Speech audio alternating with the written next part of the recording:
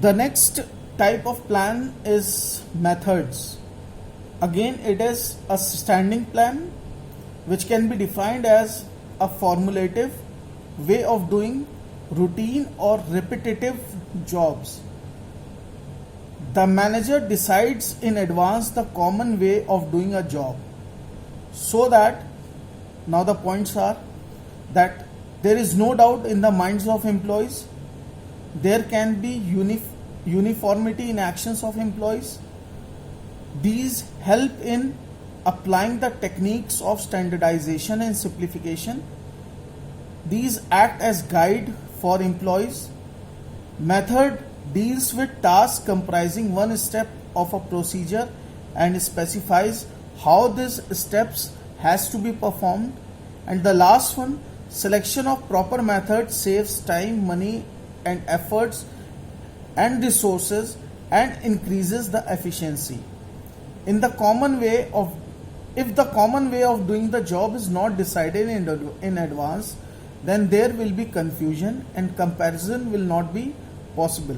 For example, for evaluation of depreciation, whether to use a straight line or diminishing balance method of depreciation.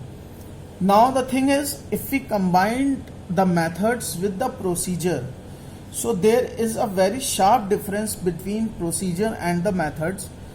The sharp difference is that procedure is in a chronological order, or it is in a sequential steps, whereas the methods may be in a sequential way, but most of the time it is not in a sequential way or in a chronological order.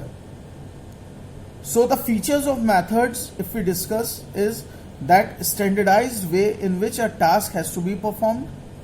It is selection of right method which saves time, money and increases the efficiency. Methods vary from task to task. That means if we compare the methods with procedure, so it varies.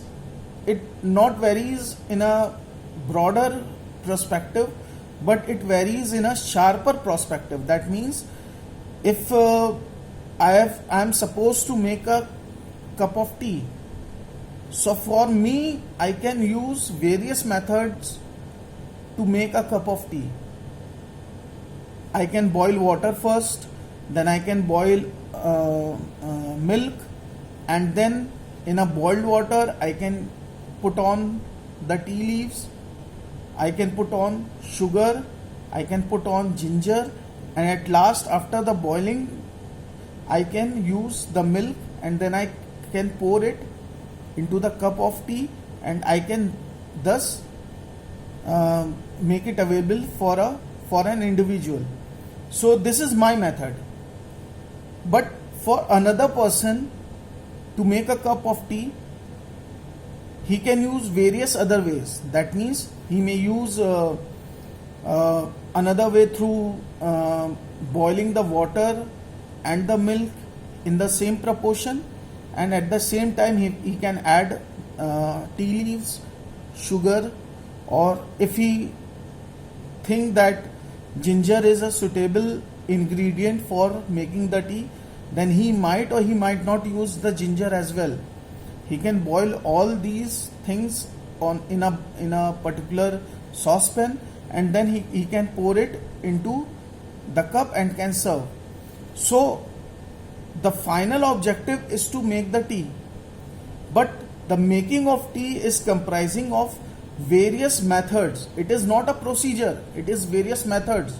Why it is a various methods? Because we are using different ways to make the tea. We are not using a single way. We have n number of ways of making a cup of tea. So it will come under the methods as a type of plan. But if the making of tea is done in a sequential way by all the individuals, then it will be termed as the procedure, not the method. So procedure is is in a chronological order and is in a sequential way, but method is just the opposite of procedure, but the objective remains the same.